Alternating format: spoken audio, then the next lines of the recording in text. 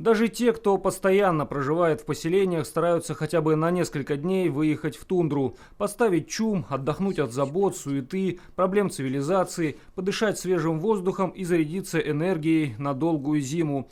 Вот и ненецкая писательница Надежда Салиндер нередко покидает районный центр, чтобы отдохнуть. В поселке жизнь какая-то суетная такая, все время какая-то движуха, куда-то ты что-то всем должна, обязана, приходится иногда делать ненужную работу. А в Чуме совершенно другая жизнь, размеренная, спокойная. Здесь сама аура, энергетика Чума особенная. И живя в Чуме, хочется порой столько дел переделать.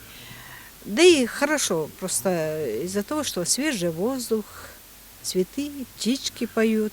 Свой чум Надежда Сергеевна ежегодно ставит примерно на одном и том же месте, близ фактории 5 и 6 Пески. Здесь когда-то жили ее родители, теперь она принимает родственников и друзей. Чум у нас стоит на том месте, где жили родители.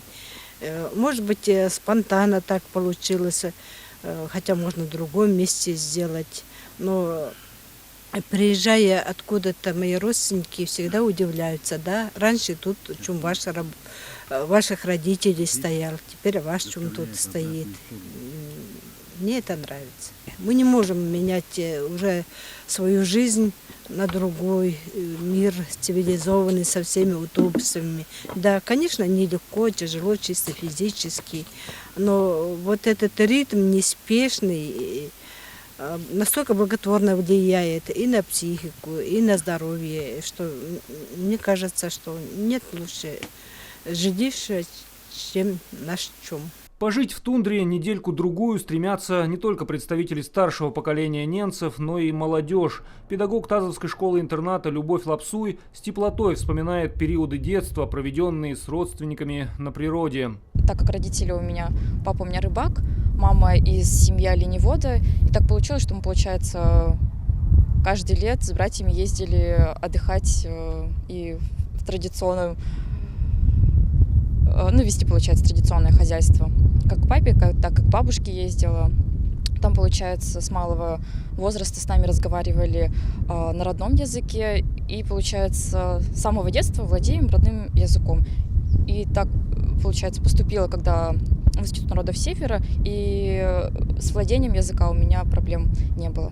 После окончания института в Санкт-Петербурге Любовь вернулась в Тазовский. Сегодня обучает детей школы-интерната родному языку. Свое будущее видит в поселке, но признается, от поездок к родственникам на межселенную территорию она вряд ли когда-нибудь откажется.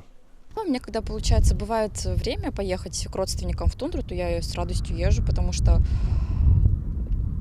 в тундре очень даже хорошо жить. Лето и начало осени в этом году выдались на редкость теплыми и солнечными. Погода подарила северянам много ярких моментов, которые в дальнейшем наверняка станут добрыми воспоминаниями. Впрочем, как говорят сами ненцы, у природы не бывает плохой погоды. Об этом же поется и в песне из известного советского кинофильма. Михаил Шершнев, Денис Пузырев, студия «Факт».